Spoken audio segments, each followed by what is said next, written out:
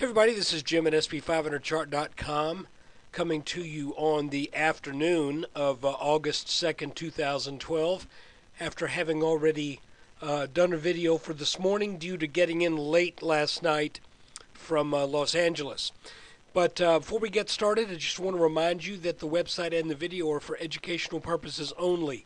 Nothing stated at the site or in this video is intended to be used as investment advice. I can draw lines on charts, but you have to draw your own conclusions from your own research, and you need to make investment decisions that are suitable for your personal financial situation. And I am not a licensed financial professional, I'm just a guy that draws lines on charts. Okay, we're looking at a 3-minute chart. I did the video this morning before the open, but the futures were telling the story already. And I'll be honest with you, this is a little bit strange. Typically, when you have this kind of a selling pattern, typically it results in an upwards move.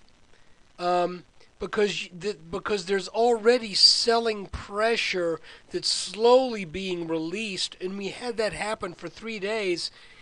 And the idea is you slowly let that selling pressure out of the market, then your buying pressure just overcomes it, and you got to break out to the upside.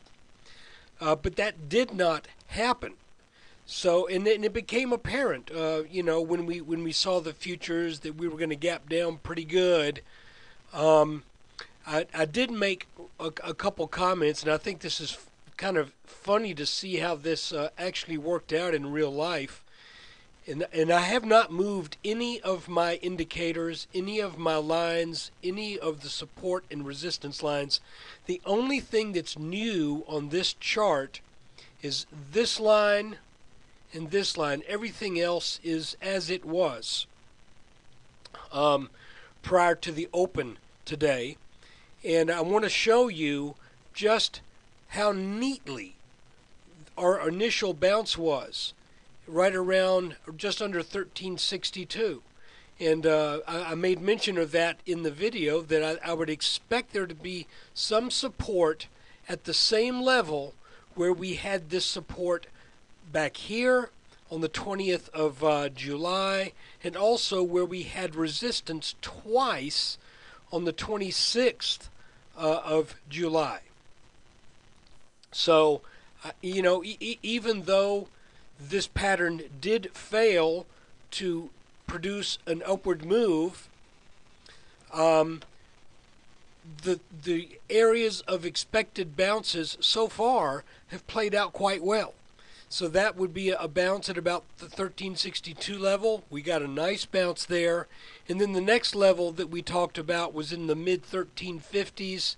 And not only did we get a bounce there, but we formed a very small, another one, a very small inverted head and shoulders pattern that coincidentally broke out at the exact same moment it reached this resistance line drawn from this top and this top.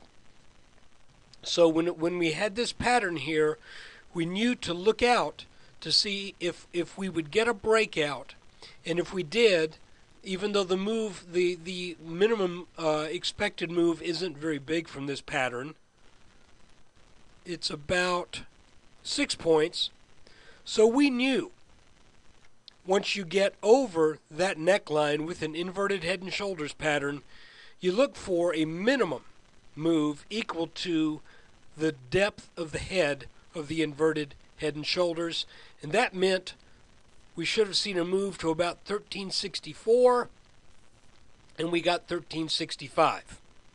So for what it's worth, I throw this out to you, and I confess, I was very kind of ambivalent about this whole thing over here for the past 3 days, because the S&P was taking out one support level after another, but it wasn't really doing so in the same kind of convincing fashion that we've kind of grown accustomed to.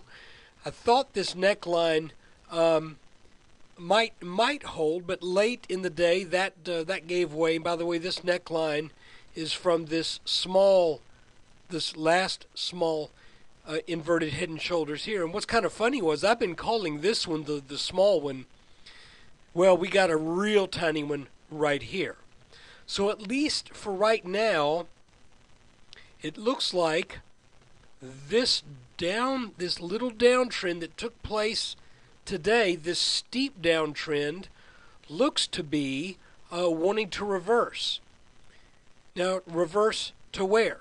Well, this used to be support. Now it's resistance.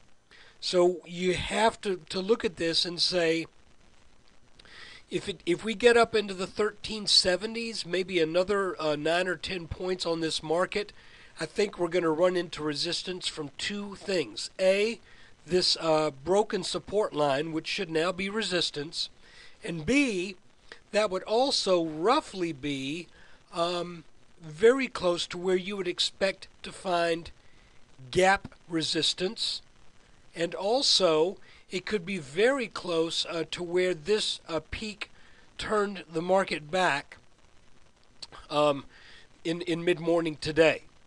So this pattern that sort of looked bullish gave way today, and I hope you guys were kind of seeing why I was perplexed, because if you put this in any other place, it's bullish. You've got a descending pennant, a flag pattern, and you know it just looked like the market didn't want to go down here.